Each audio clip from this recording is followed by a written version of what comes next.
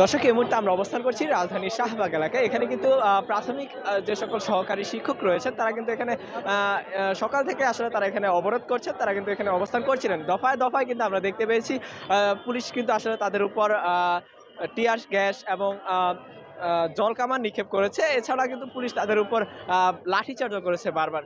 এই মুহূর্তে আমরা দেখতে পাচ্ছি কিন্তু নারী যে সকল আন্দোলনকারী এখানে অবস্থান করছেন তারা কিন্তু আসলে এখানে এখনো অবস্থান করছেন, এবং পুলিশ কিন্তু নারী আইন শৃঙ্খলা রক্ষাকারী বাহিনীরাও কিন্তু এখানে সতর্ক অবস্থানে রয়েছে। আমরা আপনাদেরকে সরাসরি দেখানোর চেষ্টা করছি। দর্শক, মূলত যে প্রাথমিক সহকারী শিক্ষক নিয়োগে যে 5631 জন শিক্ষক ছিল তারা কিন্তু আসলে এখানে অবস্থান করছিলেন, এবং তাদের যে মূল দাবি প্রথম ও দ্বিতীয় ধাপের শিক্ষকদের নিয়োগ হলেও তাদের আসলে নিয়োগ হয়নি কেন, তার একটি হাইকোর্টের রিট হয়েছিল, তাদের এই নিয়োগ বাতিল করা হয়েছিল, কিন্তু তার প্রতিবাদে আজ কিন্তু তারা এখানে অবস্থান করছেন।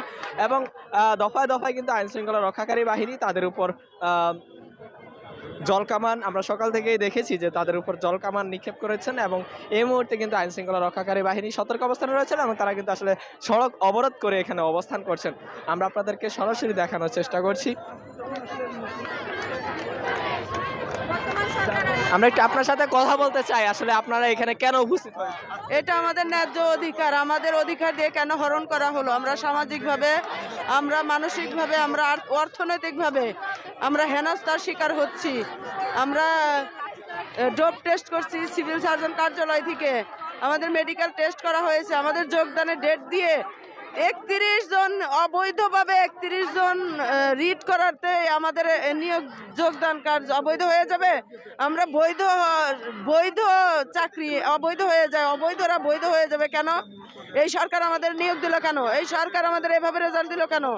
আমাদের কিছুই হইতো না, সমস্যা কি ছিল? আমরা তো সরকারের উপর, আইনের উপর সবকিছু শ্রদ্ধা আস্থাই ছিল। পুলিশ যে আপনাদের উপর এখানে আজকে সকাল থেকে কিন্তু একটি আক্রমণ করেছে, এই বিষয়ে চোখে দেখেন, আমি চোখে তাকাইতে পারতেছি না, সানগ্লাস নিয়ে আসি, পুলিশের লাঠি চার্জ, আমার এক বোনের সম্ভ্রম হারা করছে, কাপড় টাইনে ছিঁড়ে ফেলছে, লাঠি চার্জ করছে, টিয়ার সেল দিছে, তারপরে ফাঁকা গুলি করছে। এই যে এখনো আমাদের উপর অত্যাচার করার জন্য সবাই দাঁড়ায় আছে।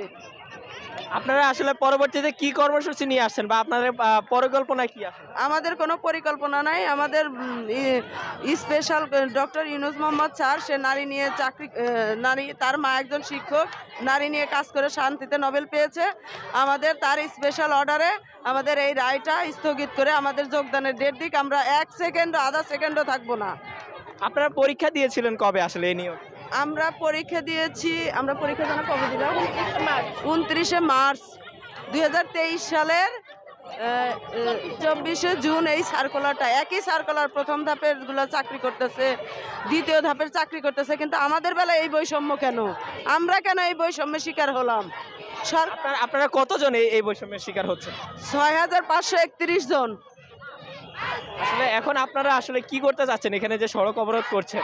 আমরা চাই সরকার আমাদের দাবি মেনে নিক, আমাদের রায়টা খারিজ করে দিক, আমাদের যোগদান আগামীকাল করে দিক, আমরা চলে যাব।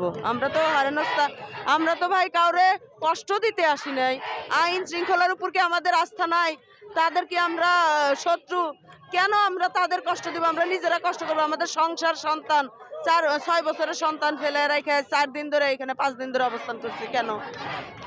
দর্শক, যেমনটি আসলে বলছিলেন যে তারা কিন্তু আসলে এখানে অবস্থান করছেন এবং তাদের এই অবস্থান কিন্তু আসলে চলবে। তারা কিন্তু দাবি তাদের দাবি মানার জন্য আসলে তারা দাবি করছেন এবং তারা কিন্তু এখানে অবস্থান করছেন, এবং তার দাবি না মানা পর্যন্ত তারা এখানে অবস্থান করবেন। তারা কিন্তু এখান থেকে দফায় দফায় তাদের উপর জলকামান নিক্ষেপ করা হয়েছে, কিন্তু তারা এখান থেকে অনড় রয়েছেন, তারা এখানে নড়ছেন না। অন্যদিকে কিন্তু আইন শৃঙ্খলা রক্ষাকারী বাহিনী কিন্তু সতর্ক অবস্থানে রয়েছে, তাদেরকে বারবার সরানোর চেষ্টা করে হলেও তারা কিন্তু আসলে এখান থেকে সরেননি। আমরা আপনাদেরকে সরাসরি দেখানোর চেষ্টা করছি। অন্যদিকে পুরুষ যে সকল শিক্ষক আন্দোলনকারী ছিলেন তাদেরকে কিন্তু আসলে আইন শৃঙ্খলা রক্ষাকারী বাহিনীরা কিন্তু দফায় দফায় তাদেরকে লাঠিচার্জ এবং ধাওয়া দিয়ে কিন্তু তাদেরকে সরিয়ে দিয়েছেন।